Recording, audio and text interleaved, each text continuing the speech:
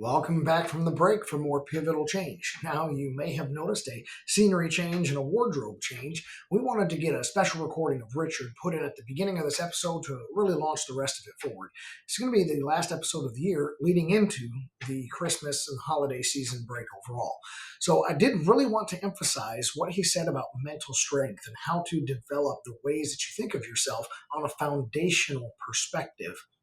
One of the things that he mentioned is having belief and doubt and where that navigates in your life. And he gave us the three P's and the three A's and how we can condition ourselves to think and act in accordance to those plans.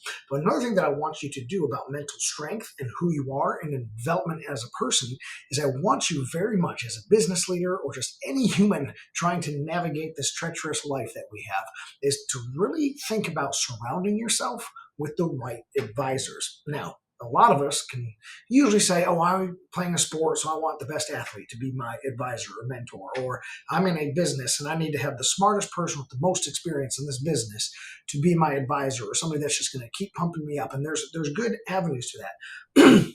What generally happens, though, is we usually find ourselves inadvertently gathering yes men and yes women into our realm, people who are really going to challenge us.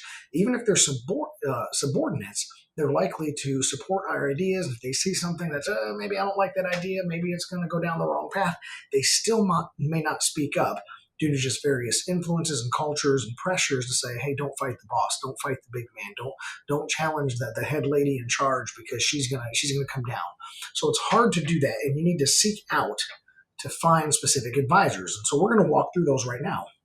And you're going to notice that there is a pairing up of these advisors. I'm going to list 5 types of advisors with you, and I hope you write them down. It's very important that you remember these things and go seek to implement it in your daily life.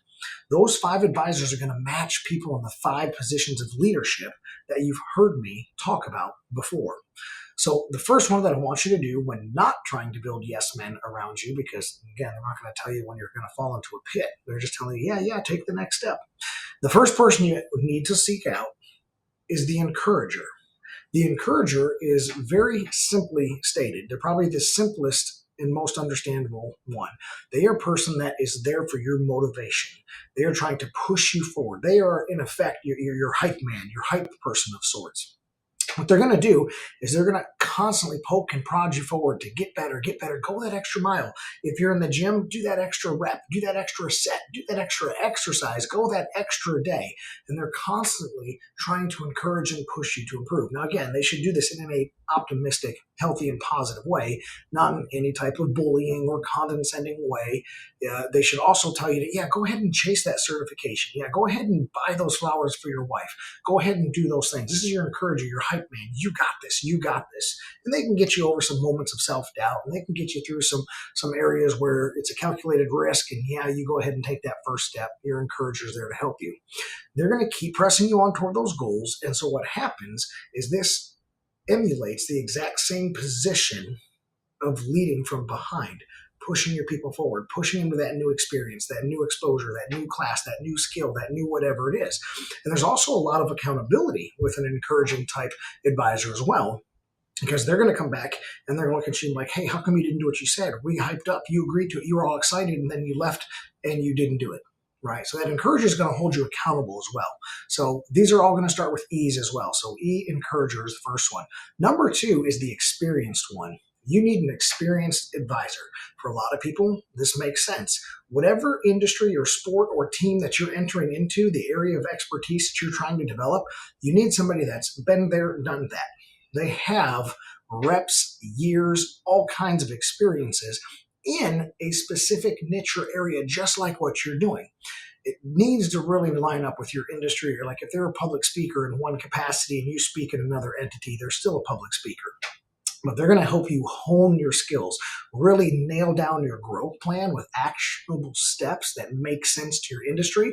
When you come up to a new place that you have to navigate in life, wow, I've never been this far in my career before, they're going to be like, oh, been there, done that. If you do A, B, and C, the dominoes will fall this way. But if you do X, Y, and Z, they're going to fall to the left. You can learn from their failures, fail forward for yourself, as we've talked about in the past. But if you can learn from somebody else's failures, you truly have wisdom. I always tell this to people that I'm coaching and developing, and it seems to resonate a lot with young adults and kids. I said, a fool never learns from their mistakes. The average person learns from their mistakes, but the wisest of people learn from the mistakes of others. Well, you having the experienced one as one of your advisors, guess what?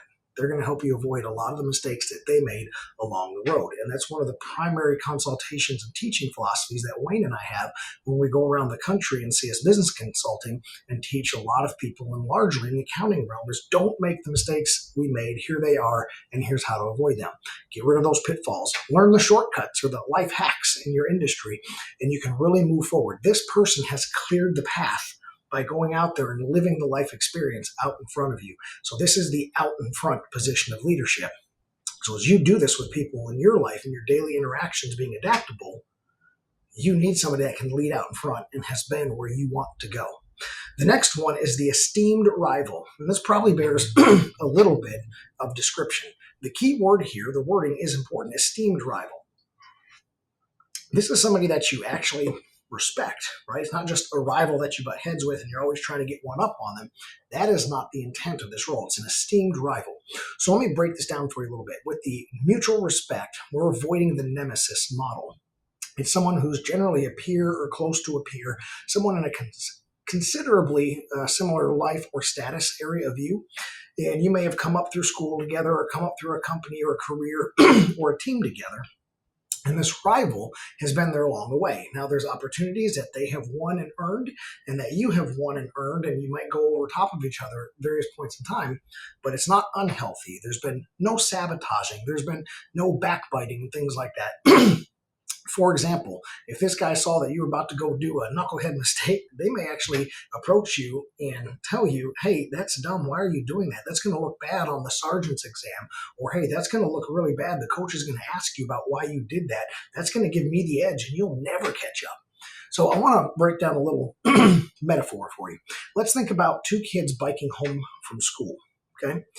And one kid, they're just riding along, cruising, looks at the other and says, hey, I'll race you back to the house. First one to the driveway wins, ready, set, go. And they take off, right? Both kids are pedaling. They're really getting after it. They're neck and neck. Maybe one's winning a little more than the other. And all of a sudden, here comes the hill. They're turning to go up the hill. It's the final push before they get to the driveway. And one kid just keeps pedaling, and the other one stands up on his bike and pedals even harder. And he makes ground. He passes the other one and goes right into the driveway. Well, guess what? He's going to turn around. He's going to celebrate as the other kid rolls in behind him. And he's going to celebrate. But this type of winner, this type of esteemed rival, because they're friends, they're going to go, of course he wants to win, but he goes, man, what were you doing? He says, you were beating me the entire time, and then you didn't stand up and pedal through the hill. That's how I beat you. Oh my gosh, man, if you're not going to stand up and pedal through the hill, you're never going to beat me. Well, guess what?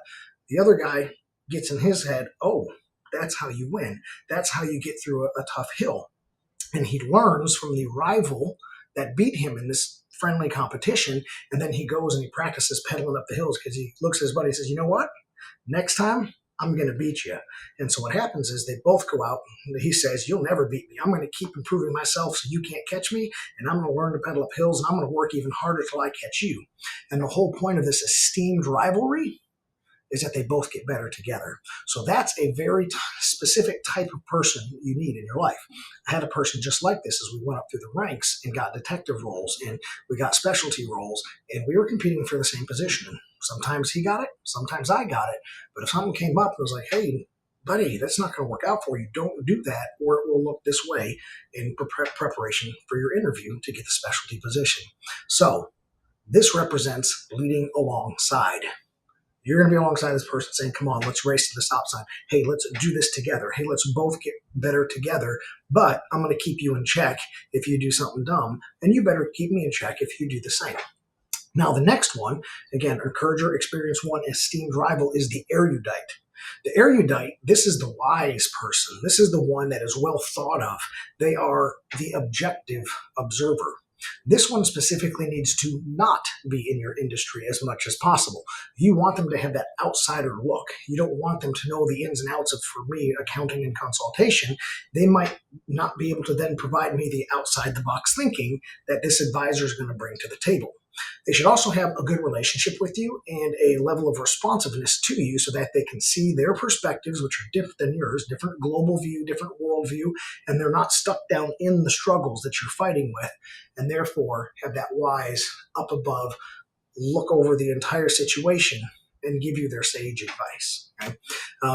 Another thing that you don't realize is that if you talk to somebody that is outside of it, for Wayne and I always go to each other for each other's problems in accounting and consulting, we're stuck in a box. But if we go talk to a buddy from church, a preacher, somebody on one of the teams, another coach, a friend from another industry that we just have in the community, they're going to be like, well, in my industry, we do this. Well, hey, in the preaching world, we do this. Hey, when we coach kids on a sports team, we do this. And boom, there's my light bulb moment.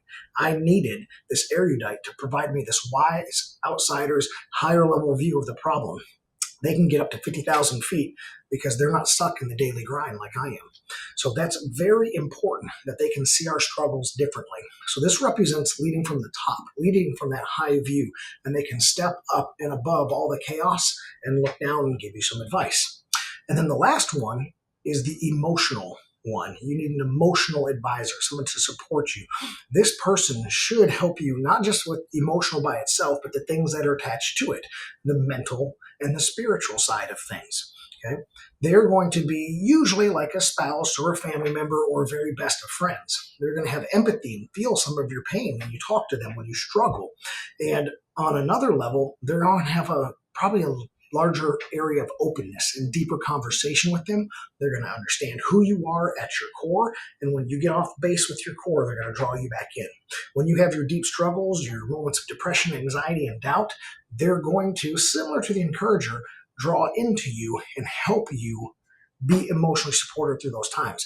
These are the Galatians 6:2 type of people. Carry each other's burdens and in this way fulfill the law of Christ. They're going to help you carry your burden for a while. They're the type of person, metaphorically, that's going to scoop you up when you're limping and shoulder some of that load and help you cross the finish line because they're emotionally and mentally and spiritually there for you.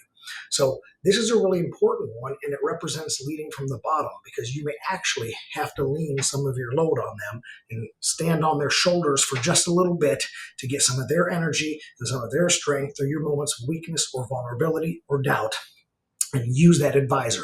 And they're also going to clearly be able to point out to you, you're upset because of this, you're struggling because of this, and they may also make changes in your life to help adapt to get you out of that funk. So that's one thing that I really want you guys to pay attention to. We're going to continue down this episode, but that's one way to help mental stress and build mental strength. If you can go to the 6 pillars and look at the one of building the right advisors and make sure you have an advisor that fits each of the 5 positions of leadership. So sit tight. Don't change the channel. We're going to be right back with more pivotal change right after this.